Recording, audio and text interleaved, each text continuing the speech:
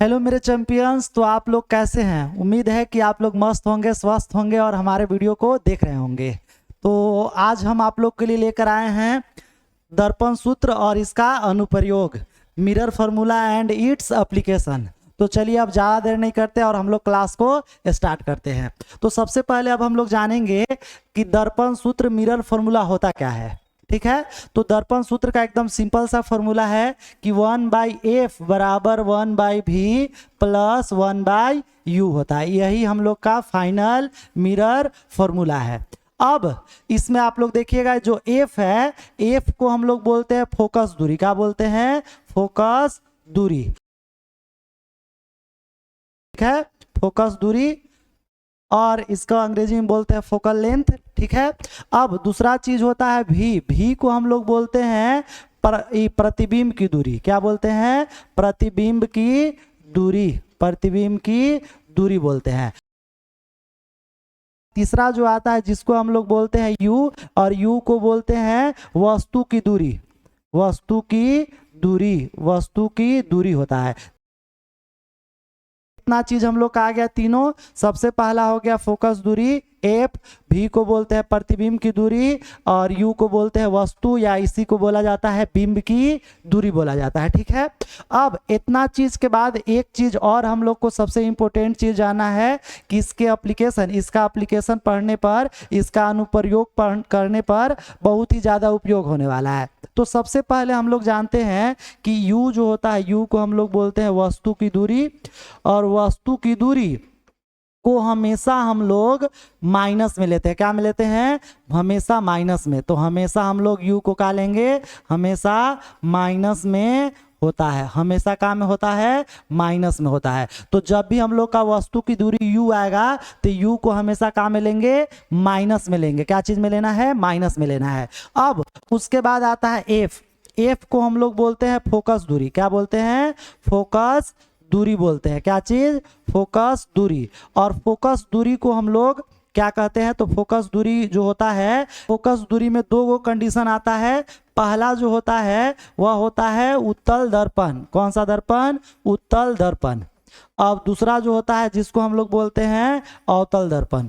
अवतल दर्पण। तो एक चीज आप लोग याद रखिएगा, उत्तल, उत्तल कै अक्षर का है? 3 अक्षर का है। तो उत्तल से हम लोग का आ जाता है प्लस, प्लस भी कै अक्षर का? 3 अक्षर का, प्लस प्लस उत्तल, उत्तल 3 अक्षर का। तो आप लोग हमेशा ध्यान दीजिएगा कि जब भी उत्तल दर्पण रहेगा तो क्या लेंगे? फोकस को प्लस में लेंगे। क्या में लेंगे? प्लस में।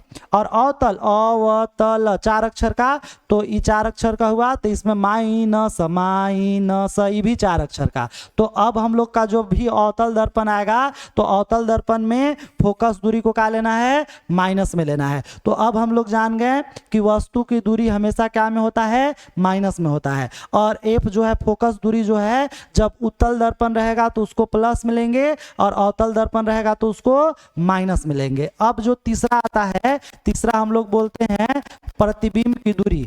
तो प्रतिबिंब की दूरी को हम लोग बोलते हैं भी, और भी हम लोग का हो जाएगा प्रतिबिंब की दूरी। और हमेशा मैक्सिमम क्वेश्चन में, बोर्ड एग्जाम में हमेशा प्रतिबिंब की दूरी को ही निकालने के लिए पूछता है। और प्रतिबिंब की दूरी निकाल लेंगे तो इसके बाद पूछता है इसका प्रकृति लिखिए। क्या लिखिए? प्रकृति लिखिए, नेचर लिखिए। तो इसमें भी 2 गो कंडीशन आता है। क्या कंडीशन आता है? 2 गो। अगर प्रतिबिंब की दूरी पॉजिटिव आता है, प्लस में आता है, क्या आता है? पॉजिटिव आता है, प्लस में आता है, तो यह इसका जो प्रकृति होगा वह होगा काल्पनिक। कैसा होगा? काल्पनिक। प्रतिबिंब की प्रकृति कैसी होगी? काल्पनिक। काल्पनिक को ही हम लोग बोलते हैं आभासी। और जब आभासी होता है, काल्पनिक होता है, तो यह दर्पण के कहाँ बनता है? पीछे साइड बनता है। तो कहाँ बनेगा? दर्पण के पीछे। और दर्पण के पीछे जो बनता है वो कैसा बनता है? वह बनता है सीधा। कैसा बनेगा? सीधा बनेगा। अब दूसरा जो आता है, अगर मान लेते हैं प्रतिबिंब की दूरी कैसा आ जाए? माइनस में आ जाए। कैसा आ जाए? माइनस में। तो माइनस में आता है तो वह होता है वास्तविक प्रतिबिंब। कैसा होता है? वास्तविक प्रतिबिंब होता है। और इसको हम लोग जब भी वास्तविक बनता है तो दर्पण के आगे बनता है, दर्पण के आगे, और उल्टा बनता है। कैसा बनता है? उल्टा बनता है। तो ये सारा चीज आप लोग को, तीनों चीज बढ़िया से याद रखना है। उसके बाद आप लोग का जितना भी इसका अनुप्रयोग है सारा के सारा कंप्लीट हो जाएगा। तो और इसमें समझना है तो अगला जो है हम लोग का आवर्धन, और आवर्धन जो होता है आप लोग देखिएगा बढ़िया समझिए, जिसको हम लोग m बोलते हैं, और m बराबर होता है फॉर्मूला h डैश, और h डैश कहने का मतलब है यह प्रतिबिंब की ऊंचाई, प्रतिबिंब की ऊंचाई, प्रतिबिंब की ऊंचाई होता है। ठीक है, अब उसके बाद जो होता है बटा में h, और h जो होता है इसको बोलते हैं वस्तु की ऊंचाई, वस्तु की ऊंचाई, वस्तु की ऊंचाई होता है, क्या होता है, वस्तु की ऊंचाई होता है। ठीक है, अब इसका एक और फॉर्मूला होता है m बराबर माइनस v बटा u होता है, और v का मतलब आप लोग जानबे करते हैं प्रतिबिंब की दूरी, प्रतिबिंब की दूरी हो जाएगा, और उसके बाद u जानबे करते हैं ये हो जाता है वस्तु की दूरी, वस्तु की दूरी।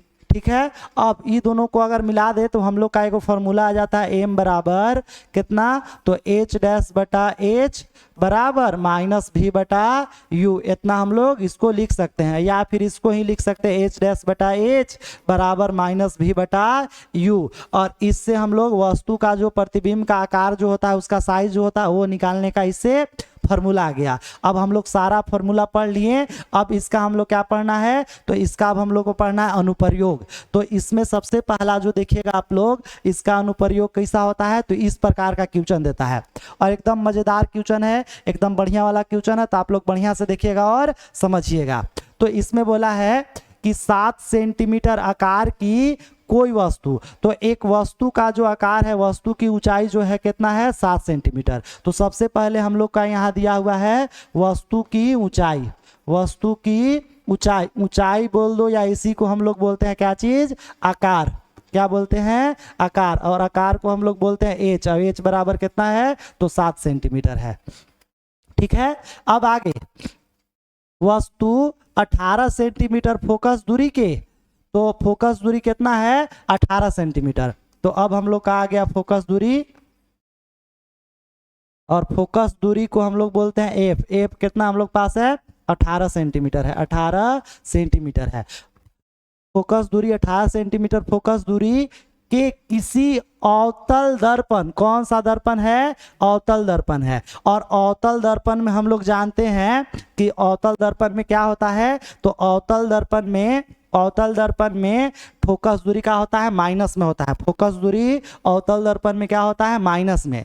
तो अब हम लोग जान गए कि ये जो फोकस दूरी हो जाएगा किस चीज में हो जाएगा, माइनस में। ठीक है, अब इतना आ गया। अब आगे देखिएगा कि अवतल दर्पण के सामने 27 सेंटीमीटर की दूरी पर रखी गई है, तो वस्तु कितना दूरी पर रखी गई है, तो वस्तु की दूरी जो हो जाएगा, वस्तु की दूरी, और वस्तु की दूरी को हम लोग बोलते हैं u, और u कितना हो जाएगा, तो u हो जाएगा 27 सेंटीमीटर। ये हो गया हम लोग पास 27 सेंटीमीटर। और हम लोग हमेशा बताए हैं तुम लोग को कि जब भी वस्तु की दूरी होगा तो वह हमेशा कहाँ रहता है, माइनस में, वह उत्तल लेंस में रहे या अवतल लेंस में रहे, तो ये हो जाएगा माइनस में हो जाएगा। अब हम लोग को बोला है कि दर्पण से कितनी दूरी पर पर्दा रखा जाए कि उस वस्तु का स्पष्ट फोकसित प्रतिबिंब प्राप्त हो जाए, मतलब कि कितना दूरी पर पर्दा रखेंगे कि प्रतिबिंब बनेगा, मतलब कि प्रतिबिंब की दूरी ज्ञात करना है। तो अब हम लोग पास आ जाएगा प्रतिबिंब की दूरी बराबर वाट, प्रतिबिंब की दूरी भी बराबर का हो जाएगा, वाट हो जाएगा। तो अब हम लोग जानते हैं दर्पण फार्मूला, क्या चीज जानते हैं, तो दर्पण फार्मूला से, दर्पण सूत्र से, फार्मूला से, तो दर्पण सूत्र से चलेंगे। तो दर्पण सूत्र हम लोग को याद है 1/f बराबर 1/f बराबर 1/v प्लस 1/u होता है। ठीक है, अब इसमें जो जो वैल्यू दिया है वो पुट कर देंगे, तो 1 का 1 बटा का बटा f, f के जगह पर हम लोग का -18 है तो -18 लिख दिए, बराबर 1 बटा v, v के जगह पर निकालना है तो v का v, प्लस का प्लस 1/u, u के जगह पर कितना है, तो u के जगह पर हम लोग का है -27, तो -27 रख देंगे। ठीक है, अब 1 बटा -18, तो माइनस ऊपर लिखो या नीचे लिखो कोई दिक्कत नहीं होता है, तो -18 माइनस को ऊपर लिख दिया, 1 बटा 18 हो गया। अभी बराबर के बराबर 1/v का 1/v, आई प्लस माइनस तो प्लस माइनस माइनस, और 1 बटा 27 का 1 बटा 27 हो गलो। ठीक है, इतना हो गया। अब इस 27 वाला इधर लिख जाएंगे, तो माइनस वाला इधर जाएगा तो क्या होगा, प्लस में, कहा है कि 1 बटा v निकालना, तो बराबर के एक साइड रखेंगे और गिनतिया के संख्या को इस साइड ला देंगे एक साइड, तो माइनस वाला इधर आएगा तो प्लस में हो जाएगा। तो अब हम लोग का जो आ गया तो वह हो जाएगा -1/18, माइनस 1/18, ये माइनस वाला इधर गया तो क्या हो जाएगा प्लस में 1/27 और बराबर में हम लोग का है 1/v, तो 1/v हो गया। अब जब इतना आ गया तो उसके बाद अब हम लोग को क्या करना है, तो अब हम लोग कर देंगे इसका एलसीएम ले लेंगे, तो 18 और 27 का एलसीएम निकाल देंगे। तो 18 और 27 का एलसीएम निकालने आता है, 3 से काटेंगे 9 6 दूनी 6 12 6 3 18 और 9 3 27, फिर हम लोग 3 से काट देंगे तो 2 बाजी में और ये हो जाएगा 3 बाजी में, और गुना करेंगे तो 3 तिहाई 9 9 दूनी 18 18 6 18 तिहाई 54 हो जाएगा। तो अब हम लोग का जो वैल्यू आ गया एलसीएम वो हो गया 54। 18 के पढ़ा में 54 कै बाजी में, तो 18 18 36 18 तिहाई 54 कै बाजी में 3 बार में आया, तो 3 से 1 में गुना करेंगे तो 3 1 जा -3 हो गया। अब प्लस का प्लस 27 दूना 54 कै बाजी में 2 बार में, तो 2 का 2 आ गया, ठीक है, और बराबर का बराबर 1/v का 1/v। अब 2 में से 3 घटाएंगे तो -1 आएगा और बटा में 54 और बराबर 1/v। अब इसको पलटेंगे तो ये भी पलटा जाएगा, तो इसको पलट दिए तो ये हो जाएगा v और ये हो जाएगा कितना -54, और नीचे 1 1 है तो 1 से कोई मतलब नहीं है, इसलिए v बराबर आ गया -54 सेंटीमीटर। अब हम लोग जान गए कि पर्दा को कितना दूरी पर रखेंगे, तो 54 सेंटीमीटर दूरी पर रखेंगे दर्पण के आगे, ठीक है कि नहीं। तो लिख देंगे कि अतः 54 सेंटीमीटर की दूरी पर दर्पण के सामने, माइनस का मतलब दर्पण के सामने पर्दे को रखेंगे। क्लियर है इतना। अब इसके बाद हम लोग को बोला है कि प्रतिबिंब प्राप्त किया जा सके। अब प्रतिबिंब का आकार और प्रकृति ज्ञात करना है, तो अब प्रतिबिंब का हम लोग आकार ज्ञात करेंगे। तो प्रतिबिंब को आकार ज्ञात करने का कि कितना ऊंचाई पर प्रतिबिंब है, तो उसके लिए फॉर्मूला हम लोग जानते हैं कि चूंकि हम लोग को पता है कि m बराबर कितना होता है, तो होता है h' बराबर -v/u। h' को बोलते हैं प्रतिबिंब की ऊंचाई और h को बोलते हैं वस्तु की ऊंचाई, और -v और u, -v को बोलते हैं प्रतिबिंब की दूरी और u को बोलते हैं वस्तु की दूरी। अब सब का वैल्यू रखेंगे, तो h' निकालना है, तो h' का h' हो जाएगा, और h का वैल्यू हम लोग पास दिया हुआ है 7, तो 7 यहाँ हो गया, बराबर माइनस के माइनस v अभी तुरंत निकालें कितना -54, तो -54 आ गया, और u का वैल्यू हम लोग पास पहले से ही है, तो -27 आ गया। तो ई वाला माइनस ई माइनस दोनों कट गया, तो h' बराबर ई माइनस वाला 7 ऊपर जाएगा तो क्या होगा प्लस में, तो हो जाएगा -54/27 और गुने 7, तो 27 दूना कितना 54 आ गया। तो h' बराबर हम लोग पास आ गया 7 दूनी 14 -14 और -14 सेंटीमीटर है, मतलब कि वह नीचे है, उल्टा है। तो अतः प्रतिबिंब की ऊंचाई बोल दो या आकार बोल दो, इसका हो जाएगा आकार h' बराबर 14 सेंटीमीटर, और प्रतिबिंब की प्रकृति, तो प्रतिबिंब की प्रकृति जो हो जाएगा, प्रतिबिंब की प्रकृति तो हो जाएगा कैसा, तो अब माइनस हम बताए थे कि जब भी हम लोग का आता है v माइनस में आता है, तो ध्यान से देखिएगा, जब भी v माइनस में आएगा तो v माइनस में आने पर क्या होता है, वास्तविक होता है, दर्पण के आगे बनता है, और कैसा बनता है, उल्टा बनता है। तो यही हम लोग को लिख देना है कि प्रतिबिंब की प्रकृति कैसा हो जाएगा, तो हो जाएगा वास्तविक हो जाएगा, और दर्पण के आगे तथा कैसा रहेगा, उल्टा होगा, उल्टा।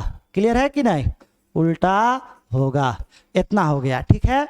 अब उम्मीद है कि आप लोग को इतना सारा चीज बढ़िया समझ में आया होगा। अब एक आप लोग के लिए होमवर्क है, इसको आप लोग बना के आंसर कमेंट में जरूर आप लोग फेंक के मारिएगा, जरूर बताइएगा कि इसका आंसर कितना है और क्या है। आप लोग बढ़िया समझ के और इसको जरूर कमेंट में बताइएगा। तो चलिए आज के लिए इतना ही, और ऐसे ऐसे बढ़िया से ट्रिक जानने के लिए और सारा फॉर्मूला जानने के लिए आप लोग मेरे चैनल को सब्सक्राइब कर दीजिएगा और लाइक शेयर कमेंट जरूर कीजिएगा।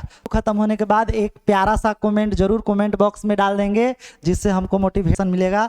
तो आप लोग बस थैंक यू सो मच। जय हिंद, जय भारत। अब मिलेंगे एक नए वीडियो के साथ।